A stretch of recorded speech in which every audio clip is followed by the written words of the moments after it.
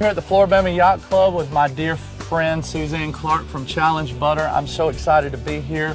We just finished a great week here in Orange Beach with World Food Championships, and it's over. I can't believe it. I know. Seafood came in second this year at the final table. They had an amazing dish. Right. But you know, steak took it this year, which actually replaces my pasta category. Wow. So kind of fitting. Yes. But what an event, and what talented chefs and home cooks we had there. It was awesome. It was, and you know, this is where a lot of culinary innovation starts. We get, you know, new recipe trends that we see, and dreams come true. They do.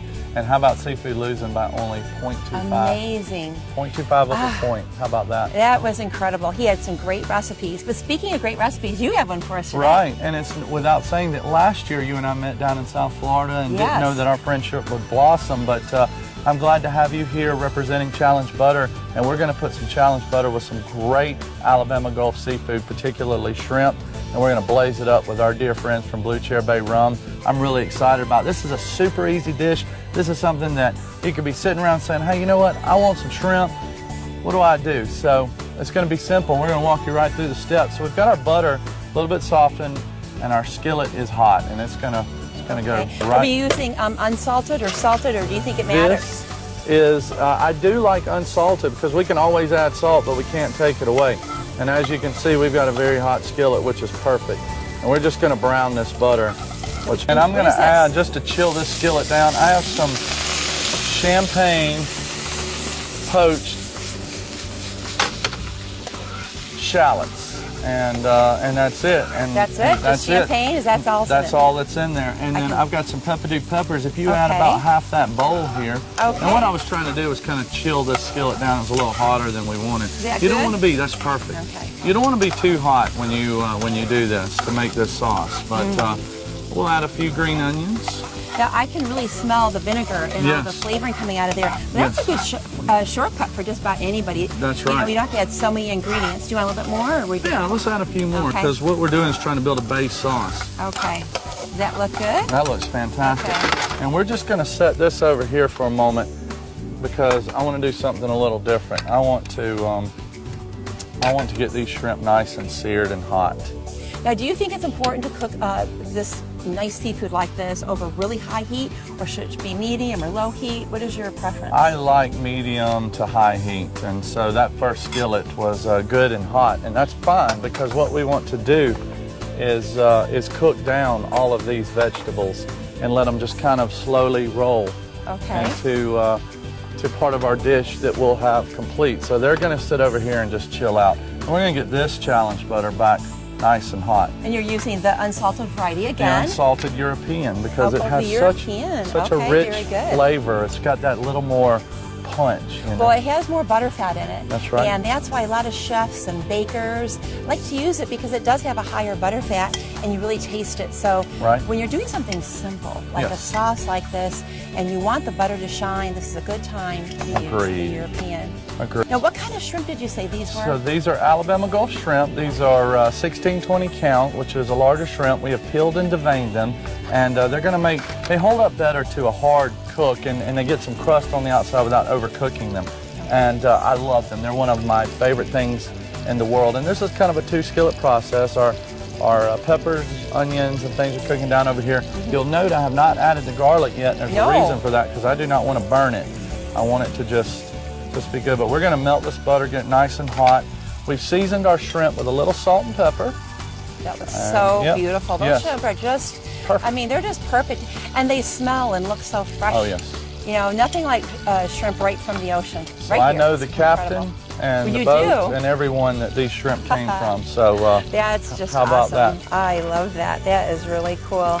I just have been just in awe of all the seafood here, the varieties you have, and just the people that are here and the pride that they take in gathering the seafood and preparing the seafood and delivering and people like you. It is, and I had no idea such an amazing culture existed like this. Right, it's a true thing. One of the keys to cooking seafood like this, you don't want to overcrowd the pan. So we're going to leave some of those shrimp back. And why is that? Well, because you lose all the heat. That cold shrimp hitting that hot butter, it just it brings the whole temperature down, and and we're not really doing a nice sear and a saute like we want, but they're cooking just fine like this, and we'll spread them out a little bit. And what we want is about, I'd say, a minute on each side to get some nice color. You note that we only put salt and pepper on it, not a lot of simple. heavy heat. But Very I simple. can smell, I mean, it's amazing smell. It's Right. just, it's incredible. What do you think is people's biggest mistake when they make shrimp? Overcooking them. Overcooking, You yeah. can, and when you know that the freshness and quality is there, there's no concern, and that even a little slight undercook of the shrimp is okay, because when you get them this fresh. But that's what we're looking for, is that little bit of color right there on each side. So here at your restaurant, is this a dish that you have, or is this shrimp really popular here? This shrimp is People very like to order this a popular lot? here, and what we do a lot with Blue Chair Bay rum, which is one of our partners, and we love using it in some of our ingredients. This would be on our what we call our fresh sheet. We have our set menu, and then what we do chef-driven fresh sheets. That's what we call them. And a dish like this would end up as an appetizer on the dish. And now, This would be a good appetizer. yes, This so would be a great appetizer. little grilled bread or something like that, or people love eating them just right out of the skillet. So I've got what I've wanted. We're going to do a little more color over here, and I'm gonna move these because we're going to come back to the sauce. Okay. And we're going to do two different things. We're going to bring these back over to the heat. Okay. And I'm And gonna- at what point are we going to add the garlic? Right now. Okay. Perfect timing. So got a little flavor going with cooking this down. What you want to do is cook down your onions and peppers and things till they're a little soft, and this is going to add color to the dish, a lot of flavor, but color too. So if you take and put maybe about a tablespoon of garlic in here. Okay. Now, do you think it's do you think it's important to have a beautiful, colorful dish? I do, because people eat with their eyes, and they want to see something. They're sold on it when they see it immediately. You know, when it comes to when it's presented at the table, or they see it going through the dining room or something like that. You almost, every time you sell one, you sell two. So yes, color is important. I added a little more butter because I wanted that beautiful flavor butter to go with this rum sauce. So this is the fun part. We've got the shrimp bubbling nice over here. I've got my bottle.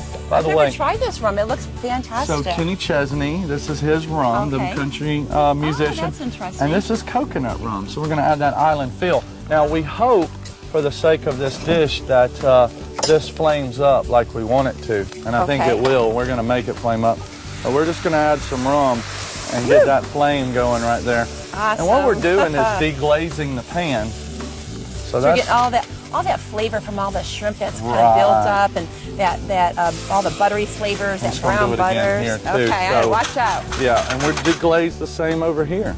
Now this is actually a low alcohol content.